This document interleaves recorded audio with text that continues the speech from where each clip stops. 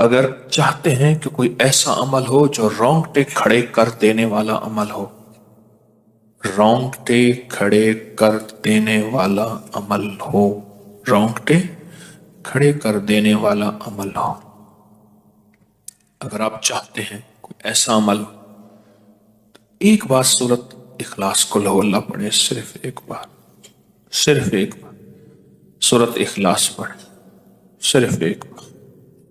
اور جب پہنچے نا اللہ الصمد قل هو اللہ احد اللہ الصمد. میں یہاں بھونٹ پورا میں کچھ دن رہا، اور ایک صاحب میرے پاس آئے، مجھ سے کہنے لگے کہ میرے اوپر کسی نے ایک ایسا کالا جن اور ایسا خطرناک جن مسلط کیا ہے کہ جو میں آنکھوں سے دیکھتا ہوں اور میری بیوی آنکھوں دیکھتی ہے، بچوں کو نظر نہیں آتا، کوئی گھر میں آئے اس کو نظر نہیں آتا، میں آنکھوں میں دیکھتا ہوں. کہنے لگا ایسے دیوار کے اندر چلا جاتا ہے، پھر دیوار سے باہر نکل آتا ہے، چھت کے اندر جاتا ہے اور چھت پھٹتی محسوس ہوتی ہے، ہم ڈر کے بعض اوقات ہٹ جاتے ہیں کہ چھت پھٹی ہے گر نہ جائے، پھر وہ مل جاتی ہے، پھر ایسے چلا جاتا ہے. وہ کالا جن ایسے چلا جاتا ہے، ایسے آ جاتا ہے. کہا کہ اسے کسی نے ہمارے اوپر مسلط کیا، مسلط کیا. ان کے کچھ مسائل تھے، کوئی آپس میں مسلط کیے، اور کہا کہ وہ جن ایسا ہے ہمیں عبادت نہیں کرنے دیتا، تسبیح نہیں کرنے دیتا، وظیفے نہیں کرنے دیتا، اعمال نہیں کرنے دیتا، ہمارا منہ بند کرتا ہے. مجھے آج بھی اس بندے کے الفاظ یاد ہیں. دو اس کے ساتھ بوڑھی خواتین تھی، ایک بہن تھی، ایک بیوی تھی، بیچارہ حالات کا ستایا مارا ہوا، کوئی 60 65 کے 70 کے قریب اس کی عمر تھی. کہنے لگا کہ جب میں قل ہو اللہ پڑھتا ہوں تو اس کی گرفت ڈھیلی پڑ جاتی ہے، اور جب میں پڑھتا ہوں نا اللہ الصمد، تو کہا کہ اللہ الصمد پڑھتے ہی وہ ایک دم دور ہو جاتا ہے، ایسے جیسے کسی چیز کو کوئی دھکا دے اور وہ چیز دھکے سے ایک دم دور ہو جائے. اللہ الصمد ایک دم وہ دھکے سے ایک دم کوئی دور ہو جائے. کہا کہ ایسے ہی ہوتا ہے اللہ الصمد. اور کہا کہ بس یہی وظیفہ جو ہے، کہا کہ مجھے مفید ہوا ہے، موافق ہوا ہے یہی وظیفہ. اور کہا کہ بس اب میں صرف یہی وظیفہ پڑھتا ہوں، یہی وظیفہ پڑھتا ہوں. مجھ سے کہنے لگا آپ مجھے کوئی وظیفہ بھی دیں گے نہیں پڑھنے دیں گے، یہی اگر اجازت دے دیں. تو میں نے کہا اس سے بڑھ کے اسم اعظم کون سا ہے، اس سے بڑھ کے پرتاثیر چیز کون سی ہے؟ میں آپ کو یہی وظیفہ دے دیتا ہوں، آپ اسی وظیفے کو پڑھیں. پھر میں نے اس کو ایک ترکیب بتائی، آپ کو ہی بتاتا ہوں، شاید میں زندگی میں پہلی دفعہ بتا رہا ہوں یا پہلے بتائی ہوگی، جہاں تک میری یادداشت ہے پہلی دفعہ بتا رہا ہوں. یہ نہیں کہ چھپاتا ہوں، دعویٰ تو پھر بھی نہیں کر سکتا، بھول جاتا ہوں پھر یاد آتی ہے بازو کا. اب وہ چیز آپ کو عرض کر رہا ہوں. میں نے اسے کہا صرف ایک دفعہ سورۃ اخلاص پڑھ، اول آخر 3 دفعہ درود شریف. رونگٹے کھڑے کر دینے والا عمل، اس کا نام جو میں نے سالہ سال سے رکھا ہے، رونگٹے کھڑے کر دینے والا عمل. حدیث میں آتا ہے، مفہوم ہے کہ جب بندے کی اضطراری کیفیت ہوتی ہے، بے چین، بے قرار، پریشان ہوتا ہے، مضطر، اس وقت عرش الہی ایک دم میں حرکت میں آتا ہے، رحمت متوجہ ہوتی ہے اور اللہ کا عرش ہل جاتا ہے. رونگٹے کھڑے کر دینے والا ایسا عمل جس میں انسان جو ہے بس ایک پل میں ایسے بے چین بے قرار ہو. اس کی ترکیب یہ ہے کہ والا کر درود پاک 3 بار، ایک دفعہ سورۃ اخلاص پڑھیں، اور پڑھ کے جب اللہ الصمد پہ پہنچے نا تو اس کو ہلکا ہلکا دل میں دہرائیں، اللہ الصمد اللہ الصمد، دہرائیں توجہ سے، دہراتے جائیں دہراتے جائیں دہراتے جائیں. پہلے الفاظ آتے ہیں غور سے سنیے گا، پہلے الفاظ آتے ہیں، پھر کیفیات آتی، پہلے الفاظ آتے ہیں پھر کیفیات آتی، پہلے الفاظ آتے ہیں۔ انسان پہلے الفاظ سے، بچہ نا، اسی بچے کو آپ ایسے لوگوں میں، بچے کو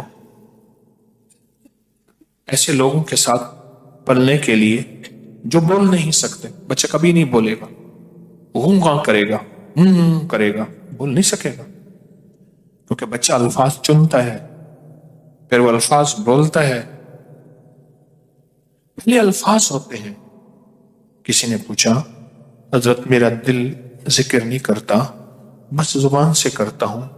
کہا مبارک ہو، اللہ نے جسم کے ایک حصے زبان کو قبول کر لیا ہے، اس کو نہ چھوڑنا، ایک وقت آئے گا دل بھی قبول ہو جائے گا، ایک وقت آئے گا دل بھی قبول ہو جائے گا۔ اس زبان والے ذکر کو نہ چھوڑنا، وقت آئے گا دل بھی قبول ہو جائے گا۔ اس کو نہ چھوڑنا، اس کو نہ چھوڑنا، حقیقت کہہ رہا ہوں۔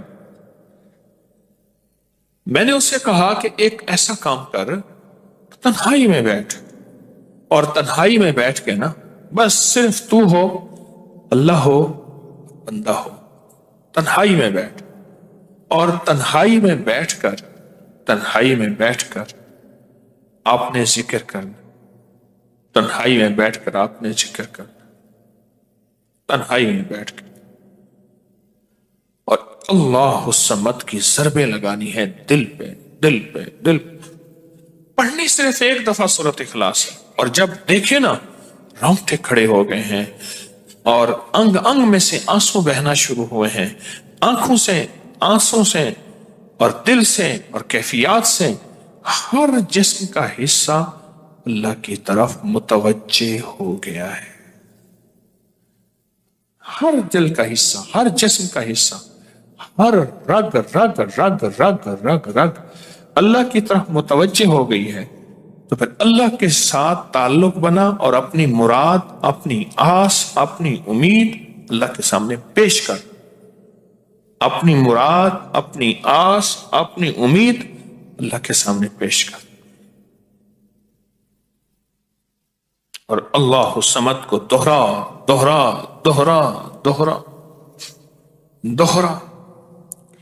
یہ جو جنگلوں میں کہتے ہیں چلا کیا فلاں بابا جی نے، پہاڑوں کی غاروں میں چلا کیا فلاں بابا جی نے، کنووں کے اندر چلا کیا، ابھی بھی ایسے کنویں موجود ہیں جس کے نیچے اتر کے پانی بھرتے تھے، اس کو ہمارے بر صغیر کی زبان میں باولی کہتے ہیں، اس میں نیچے جا کے پانی بھرتے تھے۔ میں نے بخارا کے اندر دیکھا اور کئی جگہ دیکھا، ٹھٹھا میں بھی ابھی وہ ہیں، ٹھٹھا میں لیکن خشک ہو چکے ہیں، نیچے جا کے پانی بھرنا، ان کنووں کی گہرائیوں میں جا کے، تنہائیوں میں بیٹھ کے، خشک کنووں میں اللہ الصمد اور ذکر۔ اس کی وجہ اندر تنہائیوں میں، یا پھر کیا کیا، کہا کہ روئی کو تھوڑا سا گیلا کر اور پیسی ہوئی کالی مرچیں اس میں ملا اور کانوں میں ڈال کہ کوئی آواز کانوں تک نہ پہنچے۔ میری اماں رحمت اللہ علیہ کے پاس طوطا تھا، تو اس طوطے کو کلمہ پڑھاتی تھی، رات کو پڑھا پڑھا کے نا اس کے کانوں پہ موم لگا دیتی تھی، میں نے خود دیکھا، کانوں پہ موم لگا دیتی تھی کہ ساری رات اس کے کانوں میں، ساری رات اس کے کانوں میں اور کوئی آواز نہ جائے، جاگ رہے اور کوئی آواز نہ جائے۔ اچھا ایسا کرتے رہے کرتے رہے، میں نے خود دیکھا کچھ عرصے کے بعد اس نے کلمہ پڑھنا شروع کر دی۔ ایسے ہی ہم اگر مشق کریں، جانور کی مشق ہو جائے تو اس کو کلمہ زبان پہ آ جاتا ہے۔ اگر ہم کبھی بھی کسی جنگل ویرانے میں، کبھی گھر کی تنہائیوں میں، کبھی کہیں بھی ایک دفعہ سورۃ قل ہو اللہ پڑھیں اور ایک دفعہ سورۃ اخلاص پڑھیں، اور ایک دفعہ سورۃ اخلاص پڑھیں، لیکن اللہ الصمد کو بہت زیادہ دوہرا۔ اصل میں اللہ میں نقطہ نہیں، صمد میں نقطہ نہیں، یہ حروف صوامت ہیں، یہ بے نقطہ حروف ہیں، اور ان بے نقطہ حروف میں بہت طاقت بھی ہے، بہت تاثیر بھی ہے، بہت کمال بھی ہے۔ اللہم اغفر لی ولوالدی وللمؤمنین والمؤمنات والمسلمین والمسلمات۔ آپ اس وظیفے کو اٹھائیں، اس میں ذرا چنیں کہ بے نقطہ حروف کتنے ہیں۔ آپ کو ایک حیرت ہوگی، اور آپ کو حیرت ہوگی کہ اچھا یہ کیا ہے۔ جو طبیب کامل ہو جاتا ہے نا، یاد رکھیے گا، جو حکیم پختہ کار ہو جاتا ہے، جو ڈاکٹر پختہ ہو جاتا ہے، وہ کسی کا نسخہ دیکھتے ہی نا ایک پل میں دوائیں دیکھتا ہے اور دوائیں پڑھتا ہے، کہتے بس اس میں تھوڑی سی تبدیلی کر دیں باقی ٹھیک ہے، یا کہتے ہیں نہیں تبدیل نہ کریں یہی ٹھیک ہے۔ اسے پتہ ہے یہ اس جسم کے مطابق، اس بیماری کے مطابق یہ عین صحت ہے، عین تندرستی ہے۔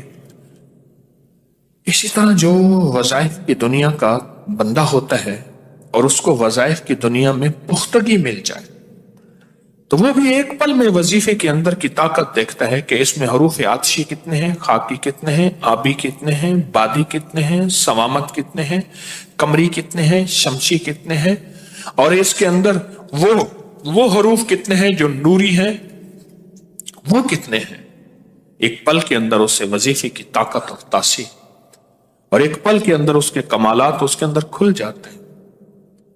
اندیکھا جہان ہے، لاہوت ملکوت کا جہان ہے۔ ایک صحابی حضرت معاذ بن جبل رحمت اللہ رضی اللہ تعالیٰ عنہ، وہ فرماتے ہیں کہ زندگی محدود ہے، علم لا محدود ہے۔ انہی کا فرمان، شاید انہی کا فرمان ہے کہ زندگی محدود ہے، علم لا محدود۔ تو جو علم لا محدود ہے اس کو ہم نے اپنی عقل سے سمجھنے کی کوشش کریں، اپنے شعور سے سمجھنے کی کوشش کریں، اپنے احساس اور ادراک سے سمجھنے کی کوشش کریں تو نہیں سمجھ سکتے۔ علم ہے ہی لا محدود، اس کی حد نہیں ہے۔ کبھی اگر آپ رونگٹے کھڑے کر دینے والے عمل کو چاہیں نا تو بیٹھ کے اس کی مشق کر لیں۔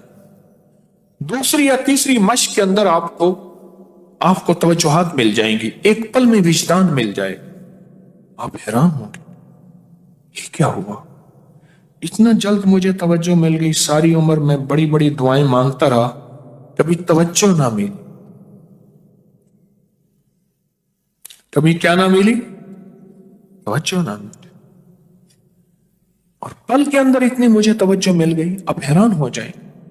اللہ الصمد، جب اس کو انسان وجدان سے اور پورے درد سے اور پورے غم سے اور پورے درد سے بندہ اس کو دہراتا ہے، اس کے اندر جتنے بھی حروف ہیں وہ سارے وہ